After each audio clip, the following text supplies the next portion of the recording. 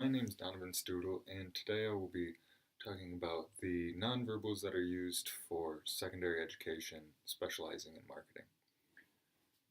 And the three that I will be looking at specifically are eye behavior, movement, and vocalization. Eye behavior is helpful because it offers a one-on-one interaction with the student. In that one-on-one interaction with that eye behavior, you're building credibility between the teacher and the student. The other thing I really want to mention is that when a teacher asks a question, a lot of times students have gaze aversion where everyone looks down and no one looks at the teacher because no one wants to answer the question. In my future classroom, I'm aware that that'll probably happen and students will look down when I ask questions, but I will be inclined to ask anyone that I think needs to answer the question because it's not about who knows the answer, it's about everyone learning. Next, we have moving throughout the classroom. Teaching, you have to move with a purpose, and moving around your classroom is good for quite a few things. First of all, it'll help your students understand that yes, you know what you're talking about. If you're moving purposefully, then they will pick up on that and they'll think, oh, okay, this is helping the teacher make a point. Another thing, you have to move more than one spot because if you're just shuffling your feet in one spot, students will generally just lose focus.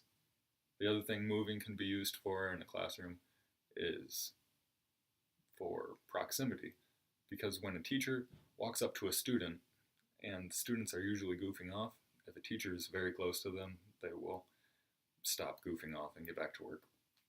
Hand movements need to be used, like in an English setting. If a teacher was using Shakespeare, they could do the whole, oh, Romeo, sweet Romeo or Juliet, whoever that is, and it would further what the teacher's saying. In a marketing setting, it'll just be using hand movements to gain more attention. There's a connection between eye contact and movement because studies show that when you're moving around, this is from Sue and Wilkins from a book that they wrote about it's called Own the Room by Sue and Wilkins. They wrote, movement arouses the central nervous system. Our eyes follow movement. When you move on stage, the audience can't help but watch. Doing that in a classroom is just as helpful because the students will be more likely to follow wherever you're going. Now, the last thing that I would like to talk about today is vocalization and the vocal behaviors that I'll be using as a teacher.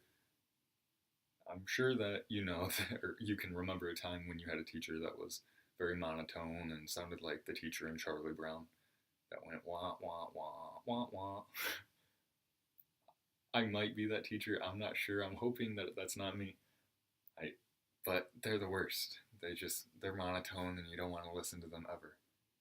So it will be my job to make sure that the students pay attention and focus on the words that I'm saying, and they are said in a lighthearted, nice way rather than the Charlie Brown teacher. The other thing that Richmond, Mikrowski, and Hickson mention on page 108 is silence and pauses. In my teaching classes, I've learned a lot about silence and pauses in a different way. It was called wait time. And this wait time is offering students a chance to think about a question that a teacher asks, or offering the student time to reflect on what they just said before the teacher answers. And using these silences and pauses are extremely helpful. And all three of these things together will help me become a better teacher one day.